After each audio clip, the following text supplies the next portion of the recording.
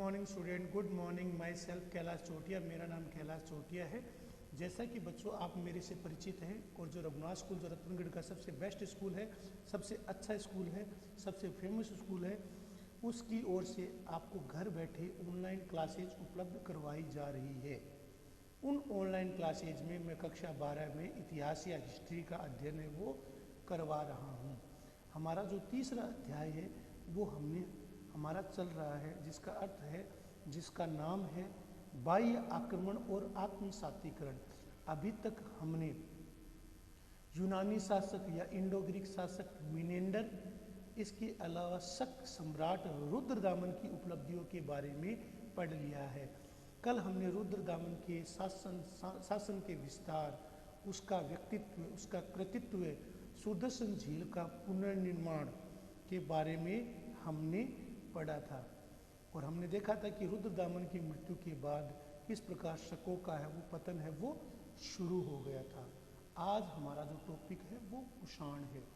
कुषाण कौन थे, कहाँ से आए थे, इनका संबंध किस क्षेत्र से था, उनकी उत्पत्ति किस प्रकार हुई, भारत में उन्होंने कैसे प्रवेश किया, भारत के उत्तर पश्चिमोत्तर क्षेत्र में कैसे उन्होंने अपना साम्राज्य या राज्य स्थापित किया, और कुषाणों के सबसे महानतम राजा कनिष्क के बारे में हम पढ़ेंगे।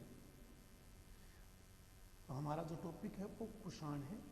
कुषाणों की उत्पत्ति के संबंध में इतिहासकार एक मत बिल्कुल नहीं है, फिर भी इस संबंध में यही मान्यता है कि कुषाण जो पश्चिम चीन है, चीन का जो पश्चिमी भाग है, यानी कि चीन का जो पश्चिम का इलाका है, जो पश्चिमी चीन है, चीन का जो पश्चिम का इलाका, ये देखो चीन नक्शे में जो इसका पश्चिमी भाग है, तो पश्चिम में कांसू प्रांत में रहने वाले यूची जाति से संबंधित है। सभी इतिहासकार लगभग इस बात को मानते हैं। कुषाण एम्पायर, इसके बारे में हमारी फोटो है, वो आपको मैं ये जो नक्शा दिया गया है मैं आपको दिखा रहा हूँ। तो पश्चिम चीन में कांसू प्रांत में रहने वाले यूची जाति से संबंधित थे जो कुषाण थे। कुषाणों का संबंध कहाँ से था, जो पश्चिम चीन की जो कांसू प्रांत था उसमें रहने वाले यूची जाति से संबंधित थे कुषाण। लगभग 165 ईसा पूर्व में हुनों द्वारा इस जाति को अपनी मातृभूमि से खदेड़ दिया गया। खदेड़ दिए जाने पर ये जो यूची जाति थी वो नए स्थान की तलाश में अलग अलग स्थानों पर संघर्ष के बाद ऑक्सस नदी घाटी के जो क्षेत्र है ताहिया या बैक्टीरिया प्रदेश है उसमें वो पहुंच गए। बैक्टीरिया पर उस समय शकों का शासन था। यूची जाति ने शकों को परास्त किया और बैक्टीरिया पर अधिकार कर लिया। तो यूची जाति ने शकों को परास्त किया। शकों को परास्त करने के बाद उन्होंने बैक्टीरिया पर अधिकार कर लिया, और यहाँ पर रहते हुए जो यूची जाति थी वो 5 शाखाओं में बंट गई। यूची जाति थी वो 5 अलग अलग शाखाओं में विभक्त हो गई, लेकिन इन 5 शाखाओं में सबसे अधिक महत्वपूर्ण और शक्तिशाली कुषाण थे। इन शाखाओं में सर्वाधिक कुषाण शाखा सर्वाधिक शक्तिशाली थी। उसने शेष 4 शाखाओं पर विजय प्राप्त कर ली और यूची जाति पर एक तरीके से अपना वर्चस्व स्थापित कर लिया। तो जो इन शाखाओं में जो कुषाण शाखा थी वो सर्वाधिक शक्तिशाली थी, वो सर्वाधिक प्रभावशाली थी। उसने क्या किया, ये जो शेष 4 शाखाएं थी उन पर विजय प्राप्त करके उनके राज्यों को भी अपने साम्राज्य में मिला लिया। इसी कारण जो यूची जाति थी बाद में उसे कुषाण के नाम से जाना जाने लगा। तो फिर मैं बता रहा हूँ, जो कुषाण थे वो पश्चिमी चीन के कांसू प्रांत में रहने वाले थे। इनको वहाँ से परास्त करके भगा दिया गया था।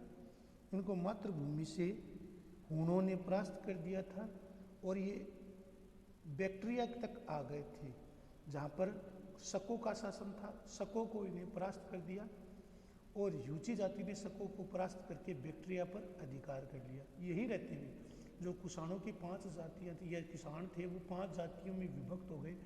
या जो यूची जाति थी वो 5 भागों में विभक्त हो गई और इनमें कुषाण सबसे प्रमुख थे। कुषाणों ने 4 जातियों को जीत लिया और यूची जाति फिर वो कुषाण के नाम से जाने लगी। इसी कारण यूची जाति के स्थान पर कुषाण शब्द का प्रयोग है वो होने लगा। तो इसी कारण यूची जाति के स्थान पर कुषाण शब्द का प्रयोग है वो होने लगा। तो कुषाण किससे संबंधित थे? यूची जाति से। कुषाण किससे संबंधित थे बच्चों? यूची जाति थे या यूची जाति से। कुषाण वंश के संस्थापक कुजूल कडफिसेस था। कुषाणों को जो संस्थापक था वो कुजूल कडफिसेस को कुषाणों का संस्थापक कहा जाता है। तो कुषाण वंश का संस्थापक कुजूल कैडफिसीज था, जिसे कुषाण जाति का गौरव स्थापित किया था। यूची जाति के स्थान पर यह कुषाणों का प्रभुत्व स्थापित किया था। इसका राज्य बैक्ट्रिया और गांधार प्रदेश, जो अफगानिस्तान का इलाका है, वहाँ तक इसका क्षेत्र सीमित था। उसका राज्य बैक्ट्रिया और गांधार प्रदेश में था। उसका उत्तराधिकारी विम कडफिसिस था। उसने अपना साम्राज्य गांधार प्रदेश से मथुरा तक किया था। साथ ही महाराज की उपाधि धारण की थी। तो साथ ही उसने महाराज की उपाधि को भी उसने धारण किया था। तो जैसा कि हम देखते हैं, कुजूल कडफिसेस, विम कडफिसेस और कनिष्क, ये कुषाण वंश के 3 महान राजा हुए। कुषाण वंश का संस्थापक कौन था?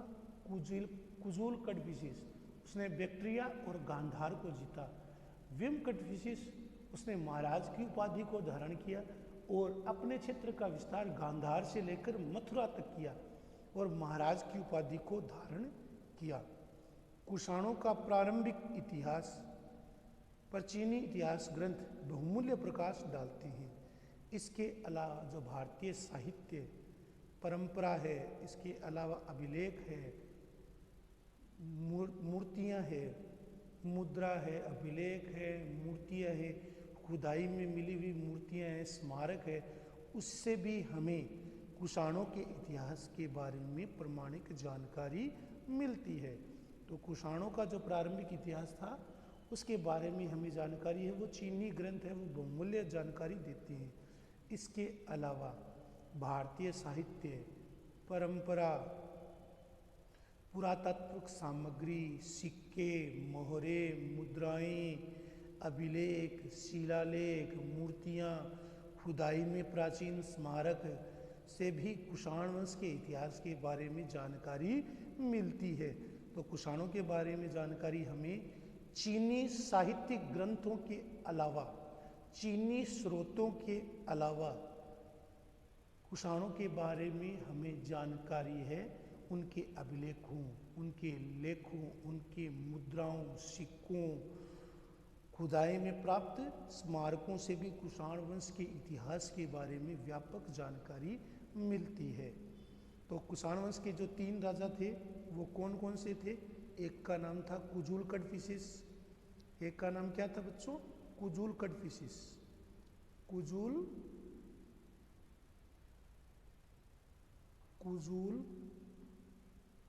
कडफिसेस। दूसरे का नाम था विम कडफिसेस। विम कडफिसेस, फिसीस भी कहते हैं, फिसिस भी कहते हैं। और तीसरा जो महानतम राजा हुआ उसका नाम था कनिष्क, जिसे दूसरा अशोक भी कहा जाता है। तो कुषाणों के 3 राजा कौन कौन से थे? एक का नाम था कुजूल कडफिसेस या कडफिसिस भी बोलते हैं उनको। दूसरे का नाम था विम कडफिसिस या विम कडफिस। और तीसरे का नाम था कनिष्क, जो भारतीय इतिहास में सबसे महानतम राजाओं में से माना जाता है या गिना जाता है।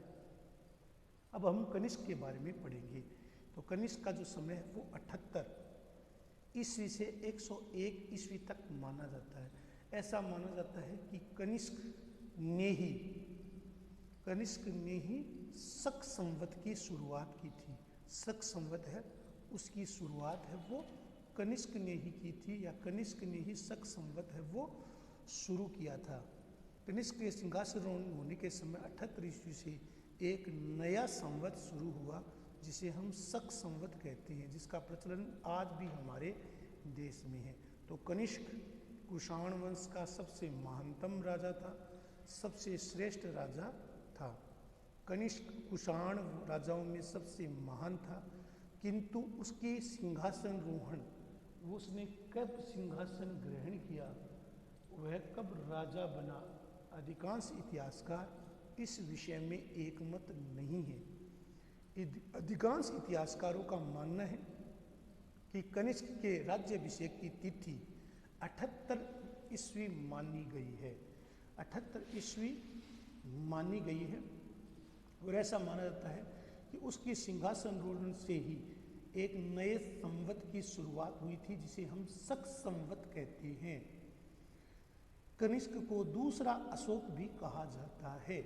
कनिष्क की महानता का अनुमान इस बात से लगाया जाता है कि उसका साम्राज्य पश्चिम में ऑक्सस नदी, जो बैक्टीरिया से भी परे है, वहाँ से लेकर पूर्व में गंगा, मथुरा से भी आगे गंगा नदी तक, मध्य एशिया में खुरासान से लेकर उत्तर प्रदेश में वाराणसी तक, मध्य एशिया में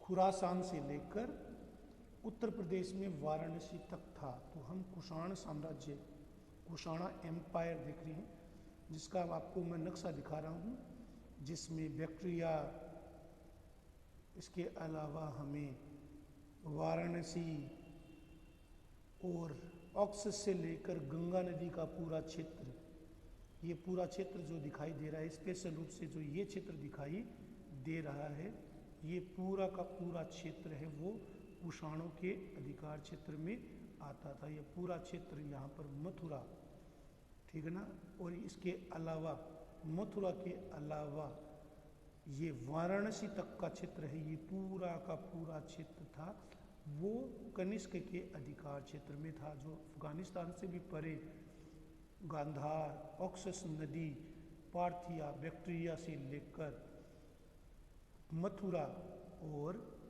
वाराणसी तक फैला हुआ था।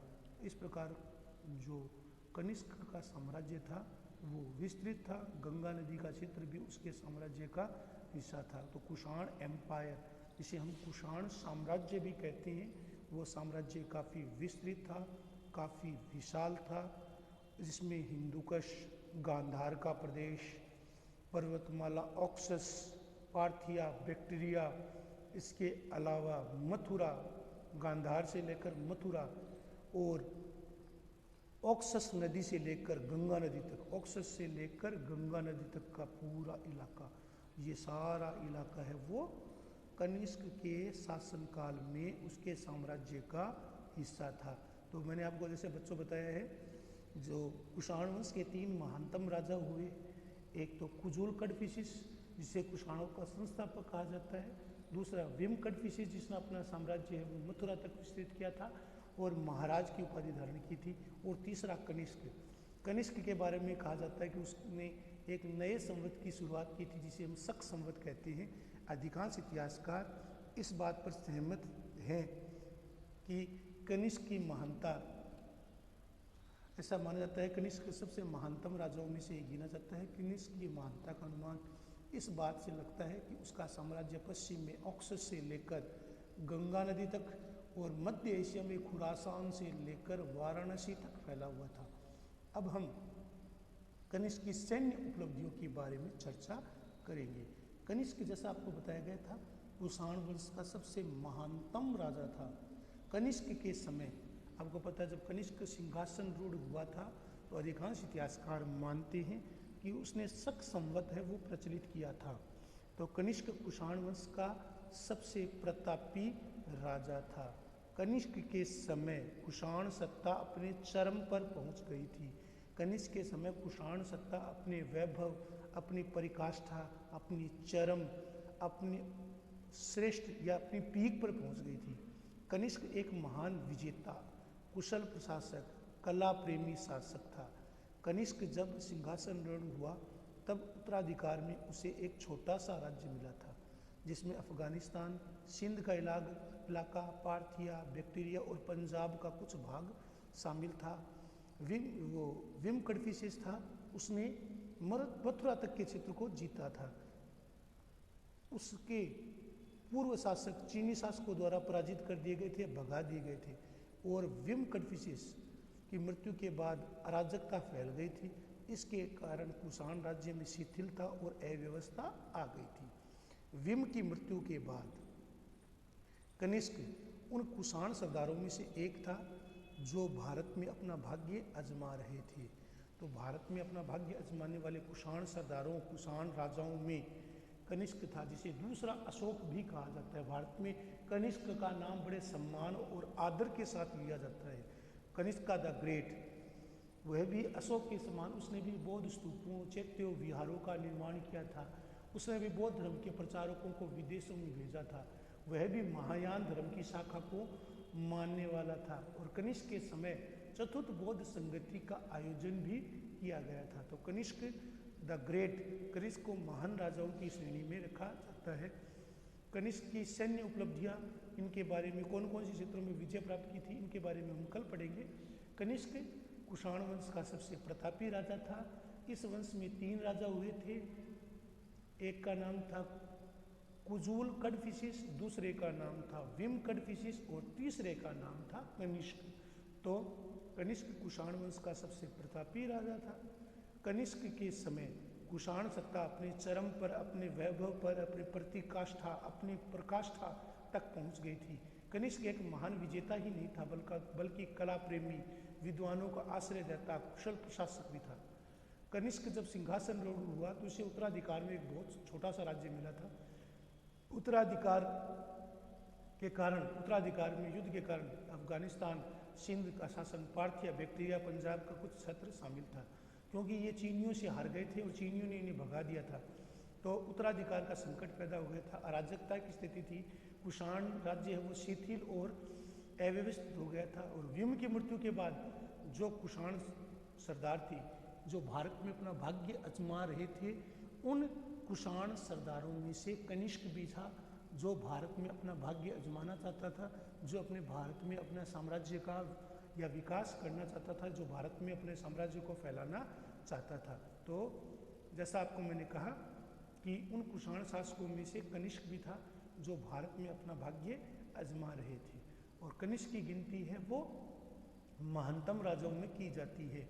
जैसा आपको मैंने बताया था, कुषाण वंश चीन की यूची जाति से संबंधित थे। बाद में शकों को पराजित करने उन्होंने पार्थिया और बैक्टीरिया पर अधिकार कर लिया था। बाद में कालांतर में यूची जाति थी वो 5 भागों में बंट गई, और जिसमें कुषाण थे उन्होंने 4 जातियों को जीत लिया, और यूची जाति का नाम है वो कुषाण पड़ गया था।